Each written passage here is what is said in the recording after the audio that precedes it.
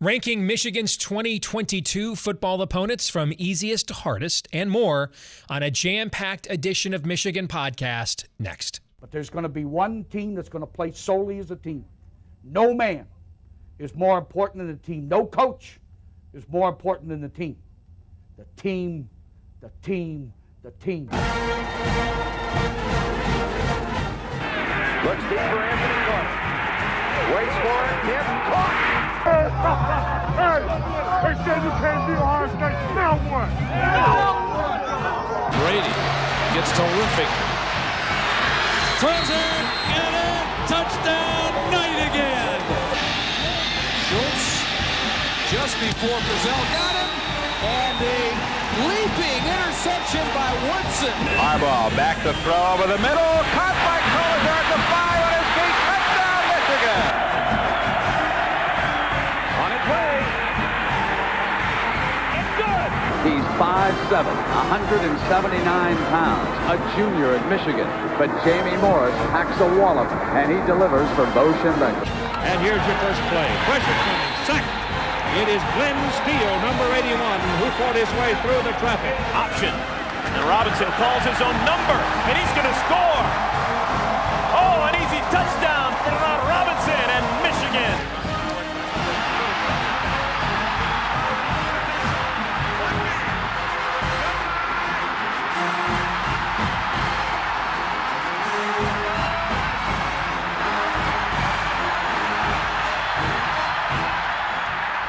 Win it. We're going to win the championship again because we're going to play as a team. And when we play as a team and the old season is over, you and I know it's going to be Michigan again. Michigan.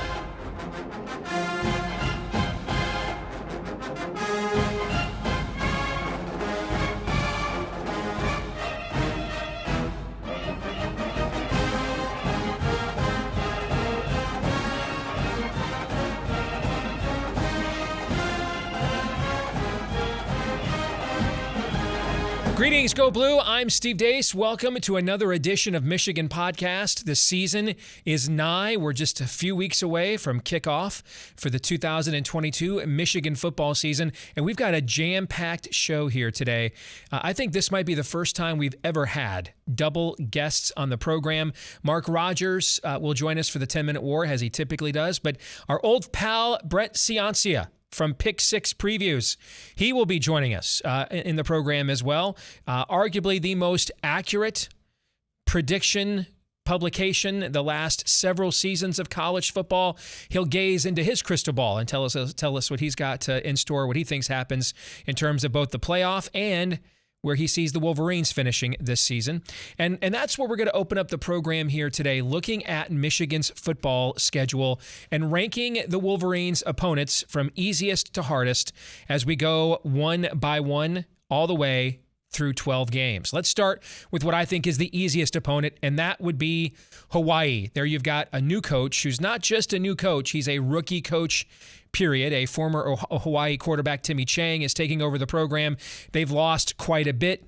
And so you're in transition with a coach that has never coached before. You're coming across the mainland. The last time I was at a Michigan game in person, I'm going to go to the Nebraska game later this year, looking forward to it. But the last time I was at a Michigan game in person was the season opener against Hawaii in 2016 when the Rainbows had to come across and play a game that was like a kickoff at like 7 a.m. local time, and Michigan won that game 63-3.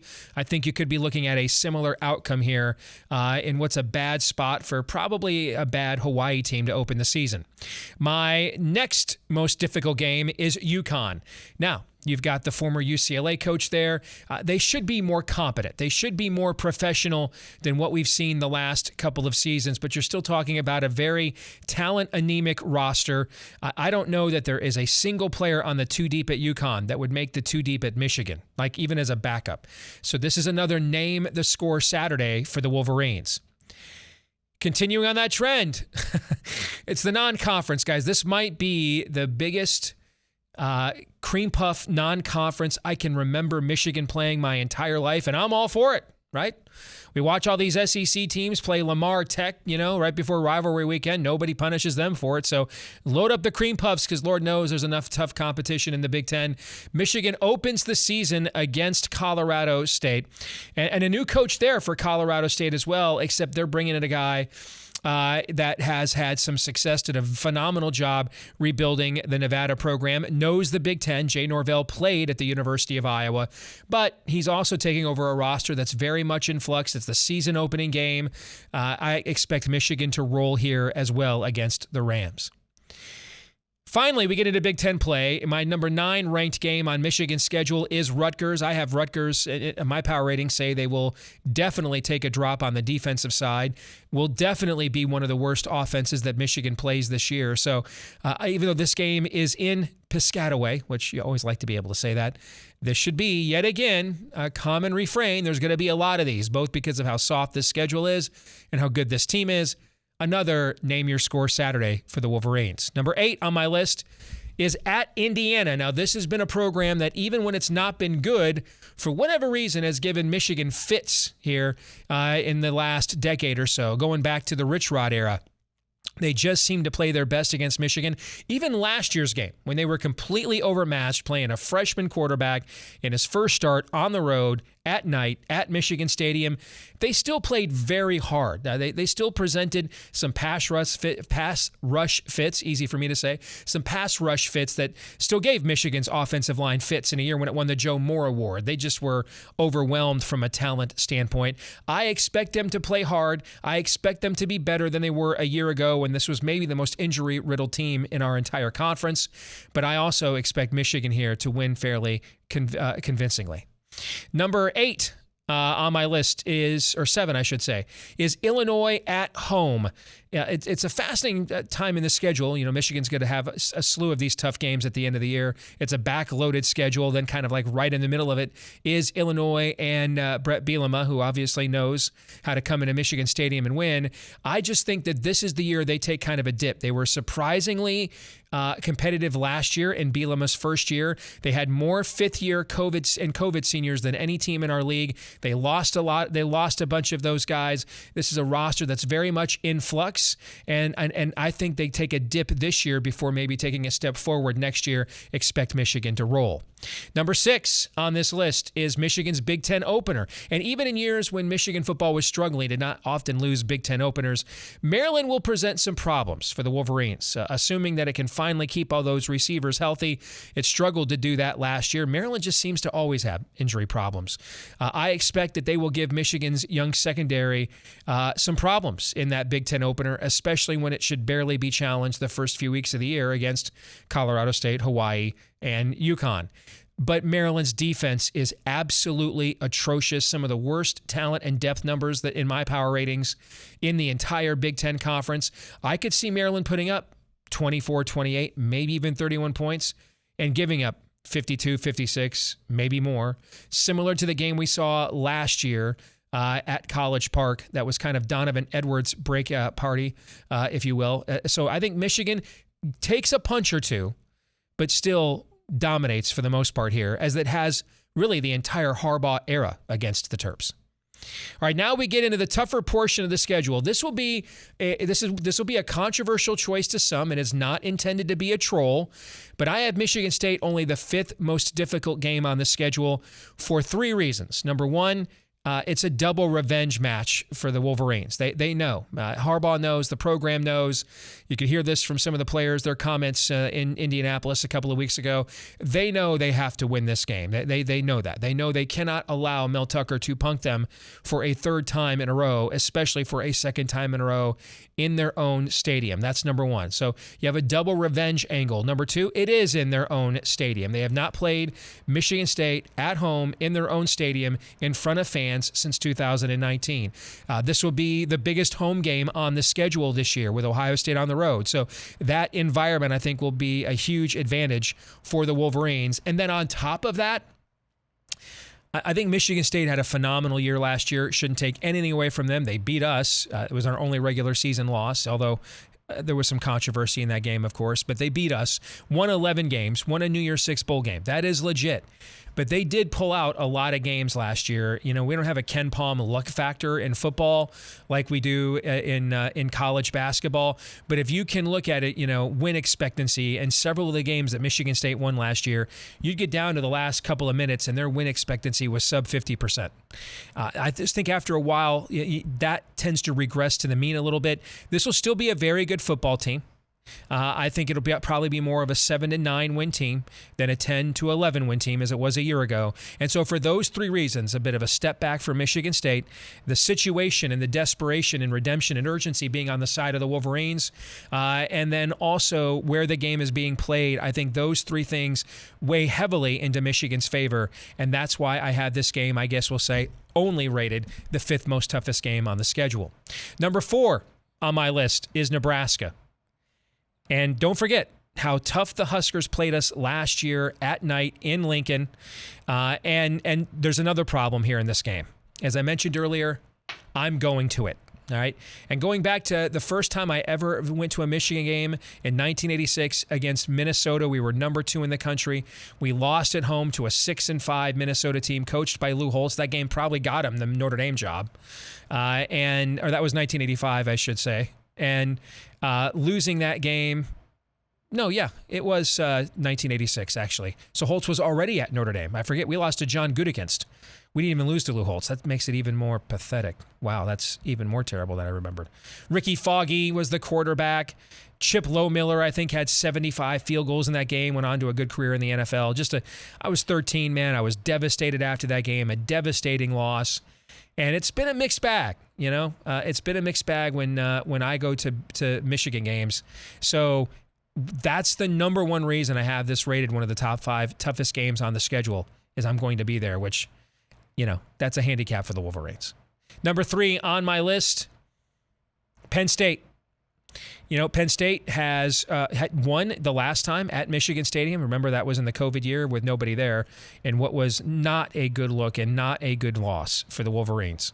Penn State is just 11-11 the last 2 years, but they recruit at Michigan's level, and you got to think that maybe they're the team, like Michigan was last year, that comes into this season with the giant chip on its shoulder and something to prove with its program being doubted. And so because they're one of the few teams on Michigan's schedule this year that I think can physically stand up to them, that's why they're the third toughest game on the schedule for me. Number 2 is Iowa. And this is really just all about the location. Michigan has not won a game ever at Kinnick Stadium with Jim Harbaugh either as the coach or the quarterback. Think about that. I mean, he played on 2 of Bo's best teams, and at the end of Bo's career, he's had a pretty good, not great until last year, but a pretty good coaching career at Michigan. And as a player or a coach, he has never won a game at Kinnick Stadium. In fact, I'm going back trying to remember the last time Michigan won a game at Kinnick Stadium, and I'm going back. I mean, I think we're going back like pre-Rich Rod at this point. It's been a minute. It's a difficult place to play. Now, I do think there's some good news. This kind of reminds me of the game at Wisconsin last year in almost the exact same spot in the season. First game on the road, early October, a place Michigan doesn't win a lot that has a tremendous home field advantage. And Michigan was, we're all as Michigan fans like, man, I don't want to play a night game at Camp Randall. Then you found out it was the Fox Big Noon Sunday game, and you're like, whew. Not saying it's still going to be easy to go in there and win, but that at least takes a field goal, if not more, off the point spread. Well, the signs are pointing to this not being a night game at Kinnick Stadium. If you look at the rest of the Big Ten slate that weekend, this is the clear favorite, especially if Iowa beats Iowa State, as it's done a lot the last few years under Kirk Ferentz. Both of these teams undefeated, maybe both in the top 10. If you look at the rest of the slate of the Big Ten that week, this would be the leader in the clubhouse for the Fox Big Noon Sunday. Trust me, as a guy that's been to lots of games at Kinnick, used to cover the Iowa Hawkeyes professionally, went to the Iowa-Michigan game in 2011 at Kinnick Stadium. That was Brady Hoke's great year with the Sugar Bowl and the 11 wins and everything else. Lost a game at Iowa City. You would much rather play a game in Iowa City at 11 a.m. than you would at 7 o'clock. Now, it ain't easy at 11 a.m., but you would much rather play at 11 a.m. than 7 o'clock. But still, that has been a house of horrors for the Wolverines, which is why it's my second toughest game on the schedule. Which, of course, brings us to number one, and it's obvious. The game at Ohio State. And it's been quite a while since the Buckeyes have come back home licking their wounds, hosting the Wolverines after losing a game to Michigan anywhere, let alone in the Big House. And the Wolverines have not won in the shoe since 2000. Just to show you how long ago that was, that game was interrupted by news reports about the ongoing controversy over the Florida recount in the 2000 presidential election. That's how long ago that was.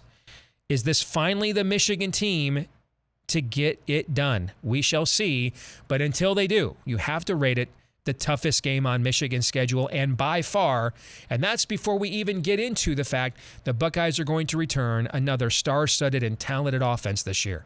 Well, speaking of Buckeyes, let's find out what our friendly Buckeye, Mark Rogers, has to say about this and more next. Yes, folks, we get asked a lot, hey, what can we do to support what you're doing here at Michigan Podcast? We can always like, rate, subscribe, share the content, but you can also share with us by supporting us on our Patreon page. There you can see we've had an outstanding season so far with Major League Baseball picks all year long. We've got win totals posted for college football for every college football team. Already posted, 2 months ago now, my season win total best bets for the season as well. With the season nigh, you'll be getting weekly picks and more for both college and pro football. We'll finish baseball strong. You don't want to miss it. College basketball is only about 100 days away. Just $5 a month if you want to support us to get all this great exclusive content on our Patreon page at patreon.com/Michigan Podcast. That's patreon.com/Michigan Podcast. And as always, we want to thank the hundreds of you that are already supporting us there at patreon.com/Michigan Podcast.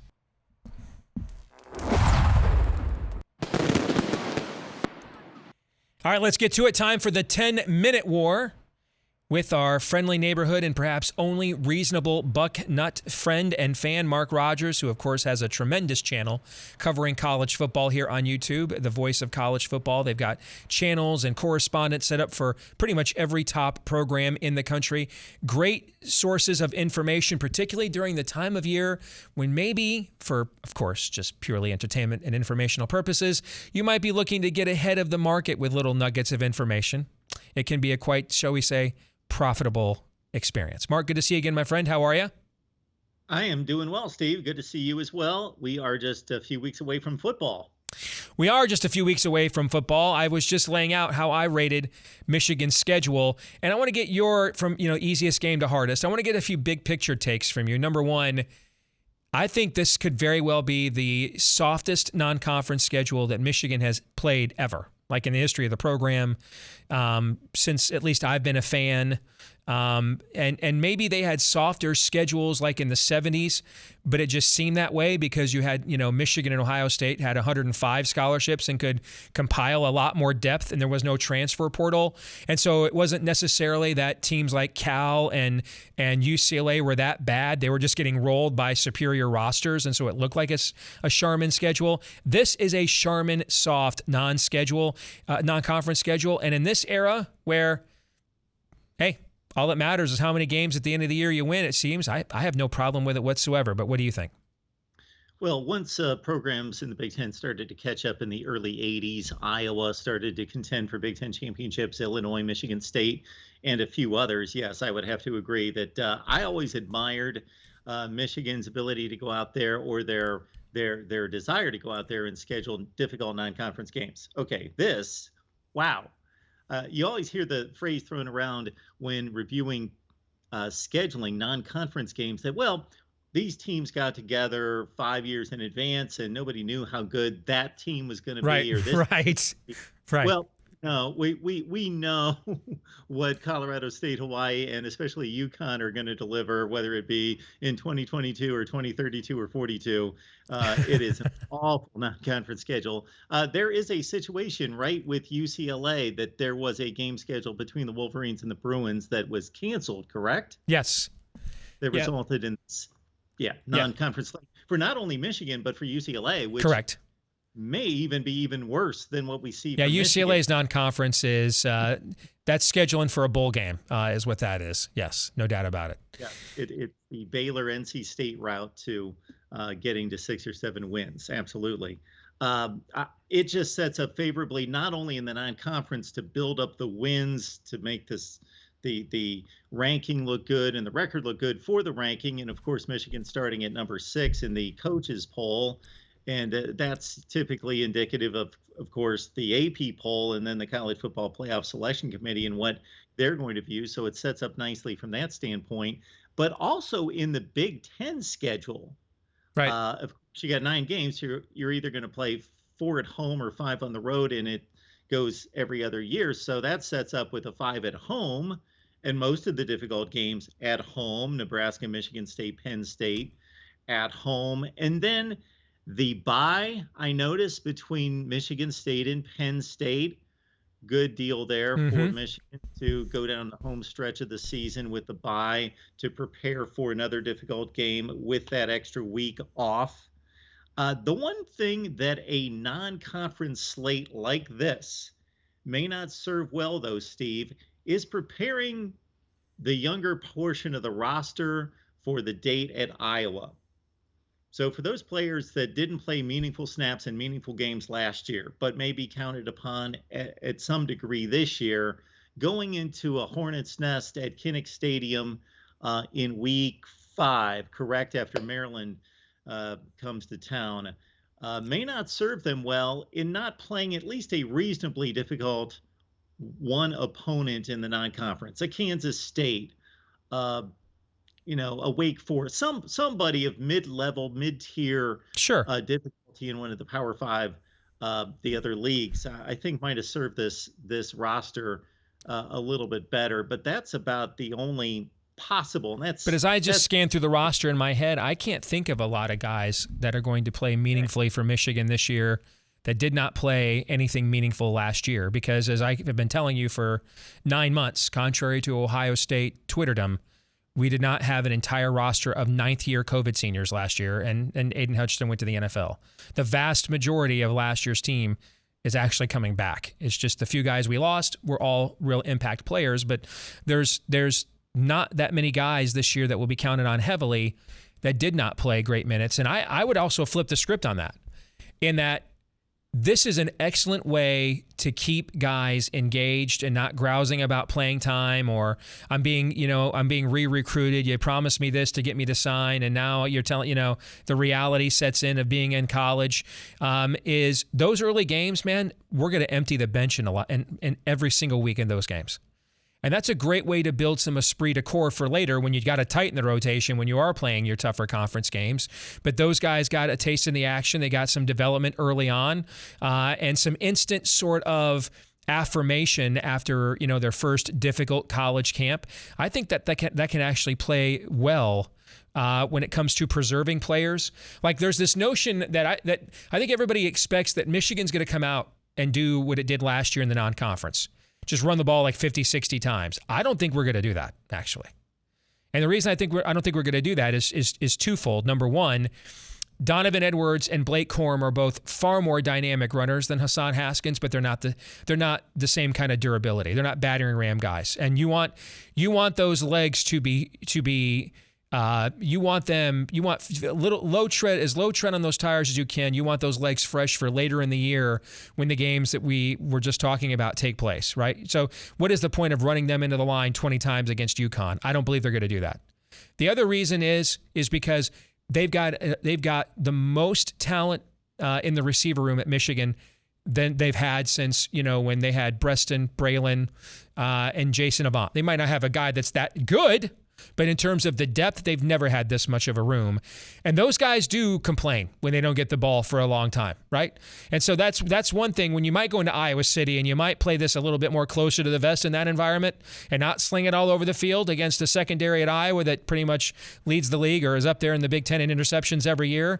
And so you kind of make nice deposits in those guys' accounts in those first 3 games, and you let a Ronnie Bell get 10 catches against UConn coming off a knee injury. You let some guys get 2 or 3, or you let those quarterbacks get 2 or 3 touchdown receptions apiece. It both saves those running backs, those star backs, but then also gives those receivers a little of the face time and the camera time that they desire, so that later in the year, when things get a little bit more physical in the Big Ten, they're more on board. Your thoughts on that?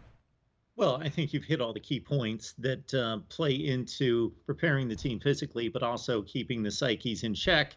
Yes, we know that receivers are sometimes a bit different than everybody else on the field. So your point to keeping everybody else involved by just getting them snaps, the receivers that get snaps and run pass routes or just run down the field 5 or 7 yards while you're running the ball between the tackles aren't satisfied with those snaps. So throw them the football, get them 3 to 4. And like you say, even though there are not necessarily those extremely high-end guys, it's a pretty impressive receiver room from a depth standpoint. Keep those guys involved, throw them the ball 2 or 3 times against the likes of UConn, Colorado State, and Hawaii. And yeah, Hassan Haskins, battering ram, but Corum, Edwards, keep them fresh, keep them healthy.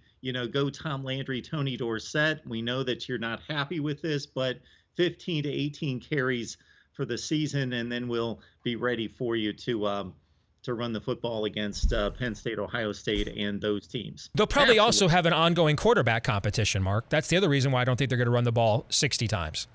Is I think what they will do is just say it's too close to call. Cade will get voted captain by his teammates, more than likely. And so they'll give him the starting nod. But I think that they will play this thing out. They will treat those 3 games from a quarterback position like preseason games. And they will make a determination who the permanent starter is in those games. And you're not going to do that running the ball 60 times. So I think when you look at all 3 of those situations, I think you're going to see them actually throw a lot more in those early games than what we saw last year.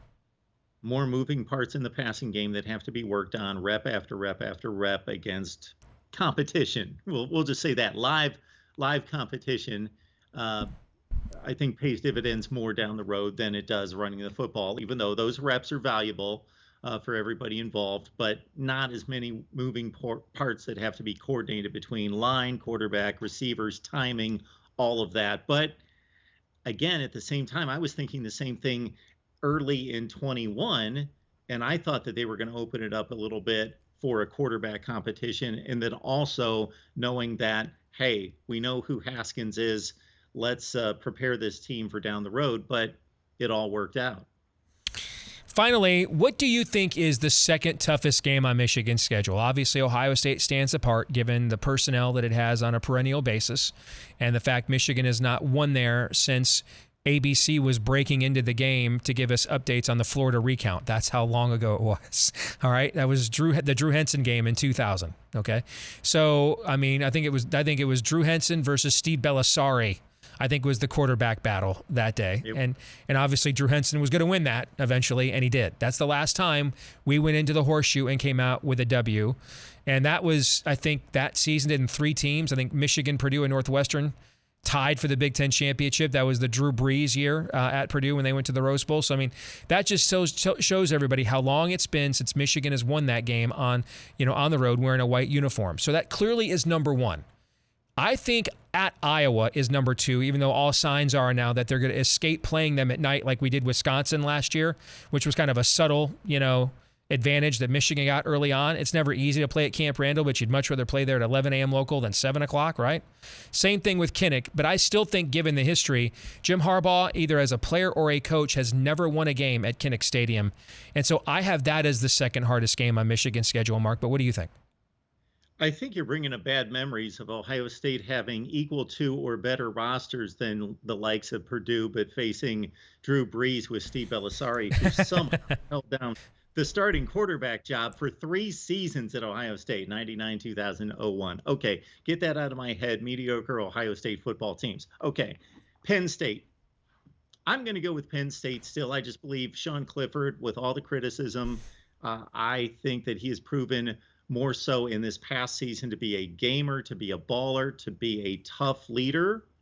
Iowa, yes, from a environment standpoint and the timing of the game, the Iowa game stands out because of the history and because we know how difficult it is to go into Kinnick, and somehow they find just enough offense to put pressure on the likes of Ohio State, Michigan, Penn State. All three of those teams come to mind going to Kinnick in the last 5 or 6 years and coming out with L's or very, very narrow wins. Last second of the game, Trace McSorley to the back of the end zone kind of wins against that Iowa crowd. But I still have to think that Penn State, I know that this isn't coming together as maybe their year, but great recruiting classes. Yeah. And they're one of the few teams on Michigan's schedule this year that can stand toe-to-toe with them physically, and there's not a lot of those, okay? They are one of the – they might be the only other team actually on Michigan's schedule that could do that. Of course, Ohio State's in its own realm, but they might be the only other team besides the Buckeyes on Michigan's schedule that could stand up to them physically. So there's nothing wrong with picking. That was my number 3 game, so we weren't that far off at all. All right, good to see you as always, brother. Take care, all right? Thank you, Steve. You Appreciate bet. it. Well, we got to know our next guest here a few years ago because he has an outstanding college football preview that some estimate has been the most accurate in its forecast of all the college football preview magazines and publications out there.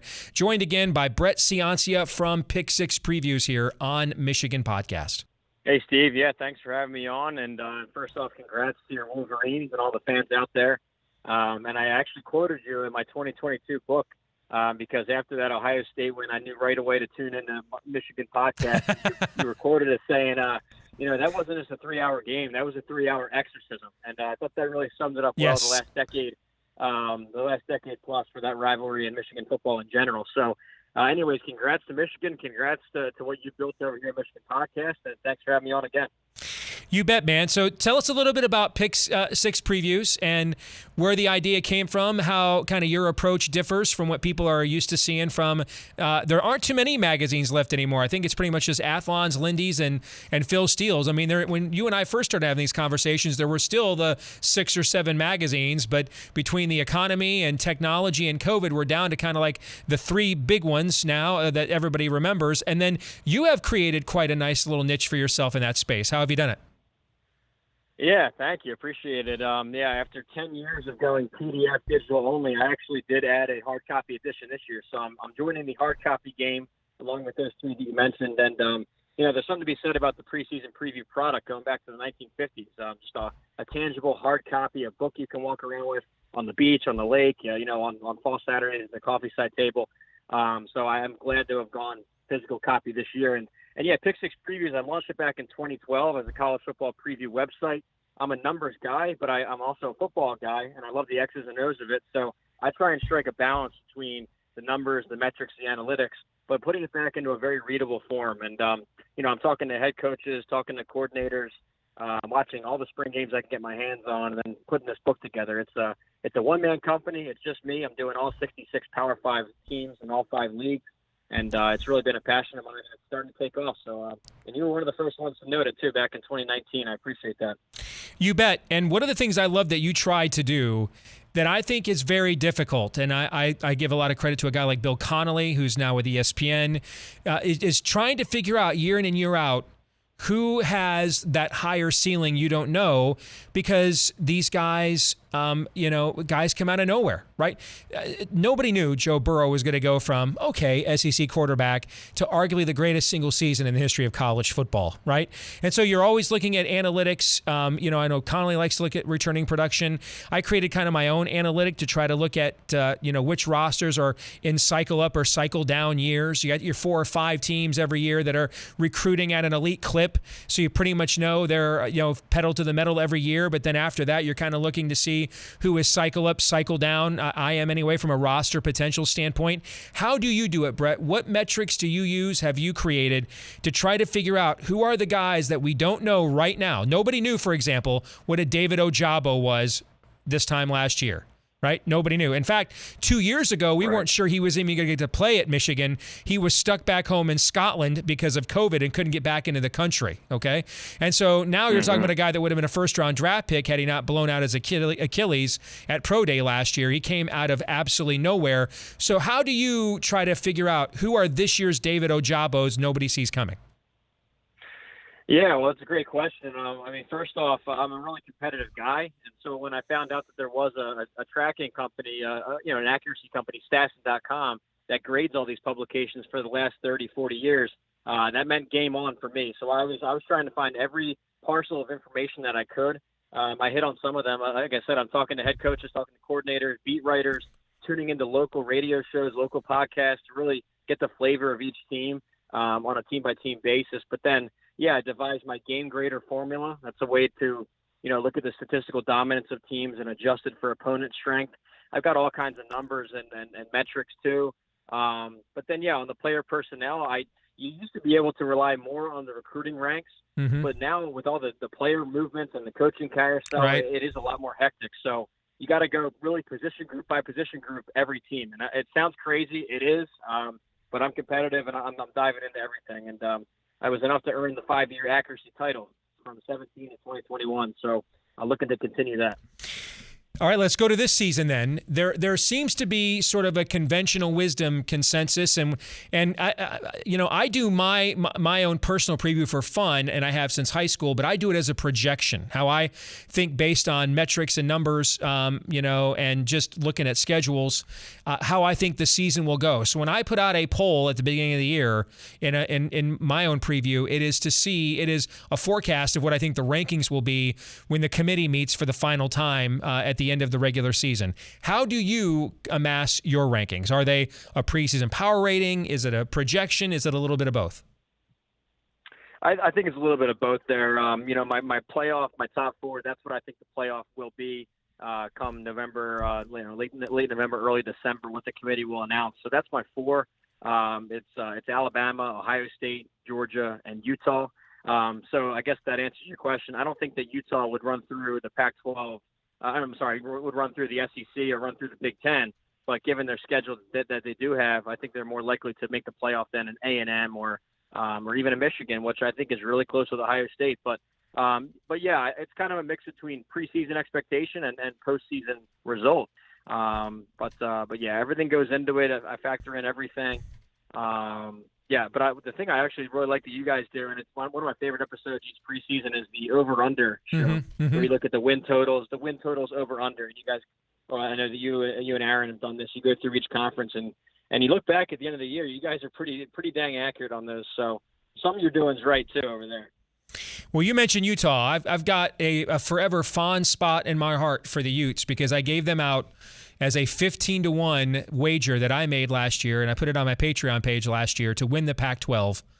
And obviously that came through, and my family also has a nice fond spot in their hearts for the Utes because between Utah 15-1 and Michigan 10-1 to win the Big Ten paying off, we had a very nice vacation at Universal Studios in the dead of the Iowa winter here, Brett. So that worked out pretty well. Now, my depth numbers, when I looked at Utah, I found it fascinating in that I thought clearly the top line of personnel they were returning was clearly better. I mean, their offense isn't as explosive as USC's, for example. But when you look at the balance of top-line players they're returning comprehensively on the roster, I thought they were clearly the best team returning in the Pac-12. But their depth numbers for me are low, which means that is a team that if they run into some injuries, I could see that being an issue. Now, the good thing they have is they're not in a league that physically a lot of those teams can physically stand up to them, right? I mean, Mario Cristobal, we thought he was building that kind of team. At Oregon, they got absolutely mauled in the 2 times they played Utah last year. So week to week, there are not a lot of teams that can stand up to them in the trenches. There might might be a team week one that can. Now, they might not be as good at them everywhere else, but physically, you got to think Florida probably could stand up to, them, given the way they recruit in the SEC. So, to me, I think the Utes are clearly the favorite in the Pac-12, but I, like a lot of other people, I think there are 3 teams that are virtual locks to make the playoffs. And then who that 4th team is, I think there can be a lot of variance. In my projection scenario, I actually have Michigan and Ohio State both 11-0 when they play at the end of the regular season. And, last year, the win total I got the most wrong, one of my best bets was Michigan under its win total of 8.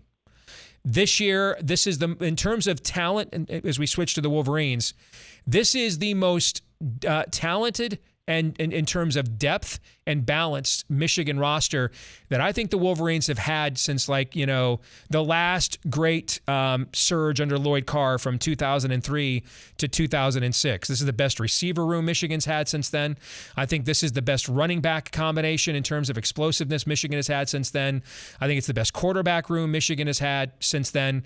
And you start thinking, well, they lost some key guys on defense, but Harbaugh is out there doing stuff I've never seen him before. He is really blowing up the expectations of this defense. He even said on his show just the other day, he thinks this will be better than last year's defense. So clearly you think the Wolverines are in that group for that 4th spot. And there seems to be a lot of disagreement. And you mentioned Utah and A&M. They're everybody in Michigan and Notre Dame. There's about 7 or 8 teams that are in contention for that 4th spot right now. Clemson's in that conversation.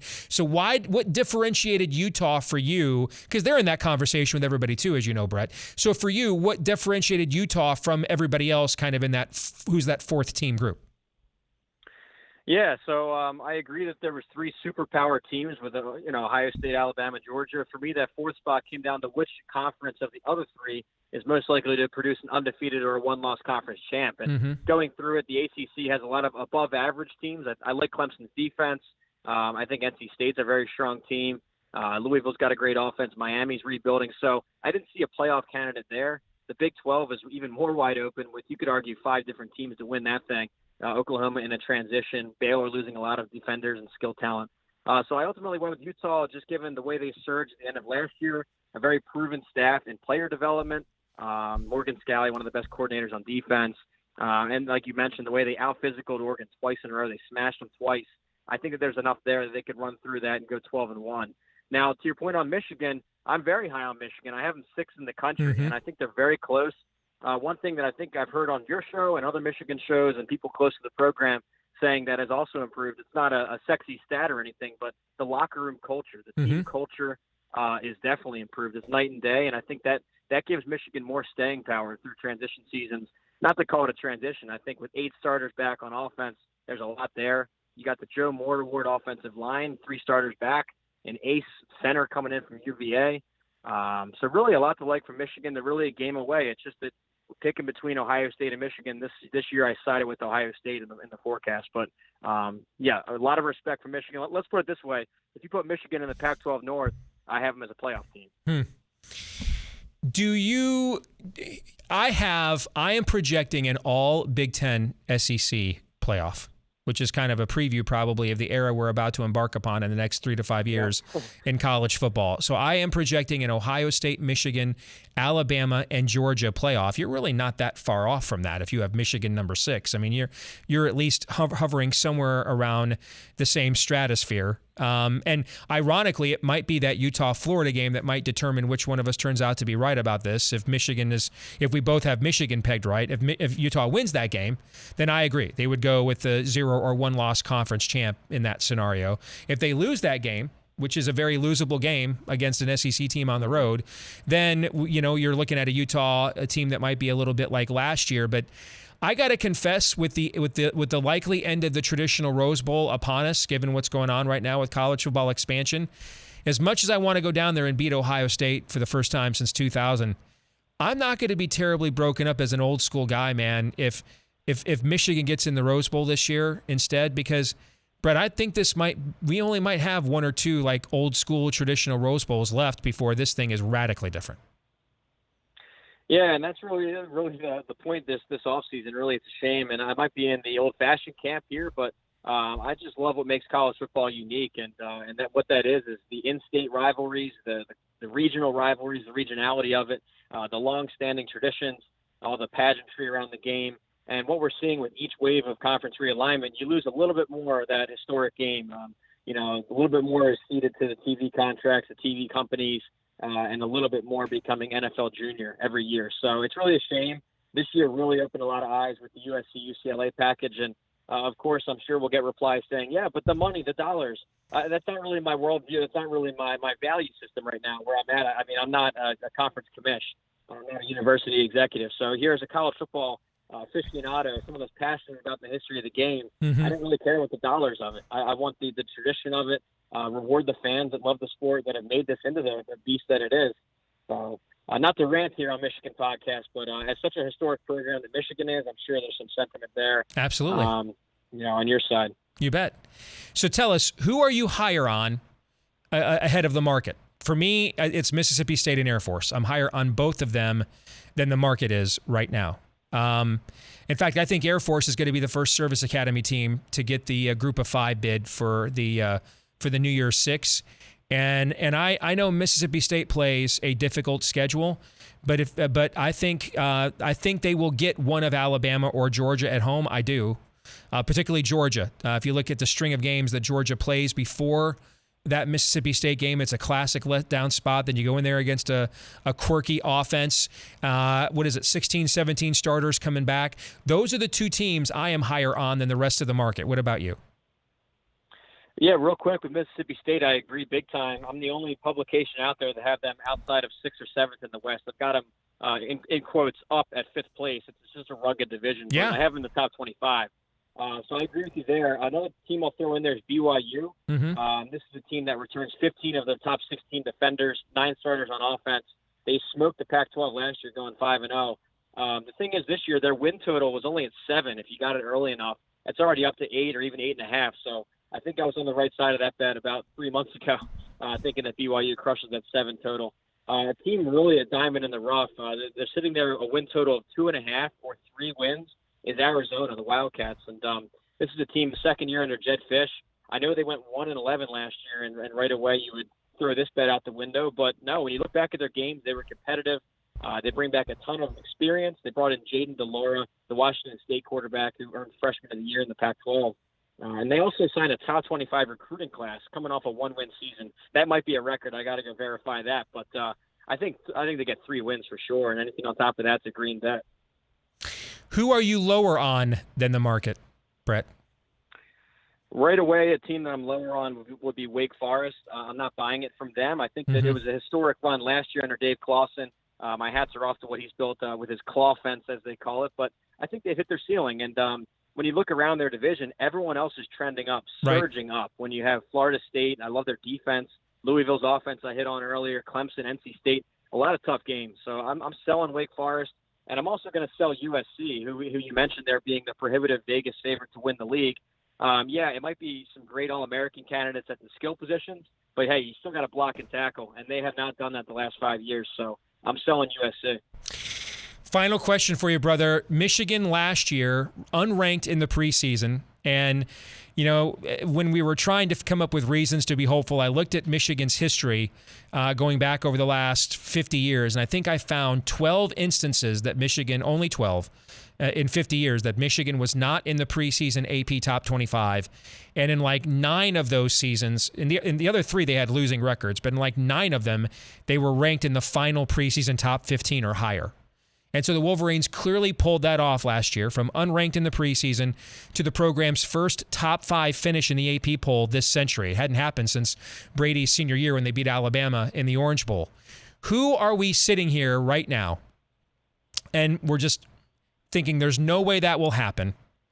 But because of schedule, talent base, etc., we could be all sitting here gobsmacked in December when they're invited into the playoff, and we're like, we probably should have seen this maybe coming a little bit more than we actually did. Who do you think that's most likely to be? That's a really tough one. I mean, that's really the $1 million question, because I'm sure you got some pretty nice odds on an unranked team making the playoff. When you go through it, it seems like the AP poll is going to have a lot of them ranked. I mean, A couple that caught my eye that weren't ranked so far was Penn State. They recruit at somewhat near a playoff clip. It's usually top 12, top 10. So maybe throw Penn State into that discussion if a couple games break their way. They had 5 one-score losses last year, usually indicative of a team better than their record showed. Maybe a Penn State. Kansas State is really a wild card team. They're very veteran and experienced in every position group. They had the lightning rod, Adrian Martinez, who's hot and cold, but has some flashes of brilliance at quarterback in a very wide open conference. So, I mean, maybe K-State gets some of those, goes 11-1 and makes it. The ACC, NC State, I can't even call that a surprise. Everyone else caught on too. I was picking them to win the ACC Atlantic actually, but turns out they're ranked pretty high in the preseason by everyone else too. So, that's really hard to do. And, another one, BYU, I don't see them making the playoff, but they should be ranked. I saw they were unranked in the coaches and will likely be unranked in the AP preseason. I got them 15th nationally right now.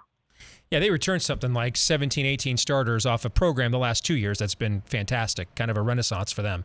Yep. Guys, he's a great follow on Twitter all season and off season at Pick6, spell out the word 6, Pick6 previews on Twitter for some great college football information all year round.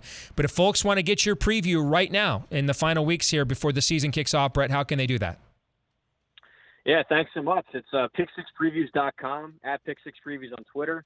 And on the webpage there, you'll see a couple sample teams so you can see what me and Steve are talking about here with the level of depth on each team, the graphics, the stats, some testimonials. We've got the college game day guys, the ACC. You got the Bear. I got the Bear giving you some props. So there you go, man. That's some respect right there. Yeah. That's impressive. Yeah. Yeah, Chris Felica, the Bear, and even Steve's on there on the testimonial page for a couple seasons ago, one of the first to discover the book. So thanks again. And like we said, this year it is the first time with a hard copy. So if you put the hard copy order in, you're also emailed the digital right away. So for those 3 days while it's in process and being shipped USPS-wise, you have access to the book too. So really excited to go hard copy this year. I think it's an important thing to have when you're doing preseason previews. Great work, brother. Always good to have you back on the show as well. All right, God bless. Enjoy the season. Yeah, good luck, Michigan. It's a very passionate base. It's been great interacting with so many of you, and good luck this year. You bet, man. Great work. This week's Twitter poll results, we asked you, what is Michigan's next most difficult game this fall after Ohio State? And a majority of you agree with me. 54.6% said at Iowa. 32.4% said Michigan State at home. 13% of you agreed with what you heard earlier this episode from Mark Rogers, where he had Penn State as Michigan's second most difficult game. That brings us to this week's feedback of the week. And it comes from Ben Keller, who says, this Steve guy, I think he's referring to me, has completely gone crazy. We all know Jim Harbaugh is his favorite player of all time, yet he bitched and cried about how bad he was for years. And because of one win now, he believes Michigan is an elite program again. LOL, this video will definitely get a thumbs down. Your grammar, Ben, gets a thumbs down. No periods? Not even a comma, bruh? You have an impressive breath capacity. And all I have done, yes, I have taken all of those positions. I have to own it. That part is true. But all I have done is accurately reflected the lament, the topsy-turvy lament of what it is meant to be a Michigan fan here in the last decade or so. So don't blame me. I'm a victim. That'll do it for this week's episode of Michigan Podcast. Don't forget to like, rate, subscribe, 5-star review, share, etc. Help us find more Michigan fans just like you and let everybody else know that you appreciate what we try to do here each and every week on Michigan Podcasts. You can also follow us on Twitter at Michigan Podcast. Keep up to date about what we think about all things maize and blue in between episodes as well. That'll do it for another week. Until the next time here on Michigan Podcast, I'm Steve Deace. Go Blue.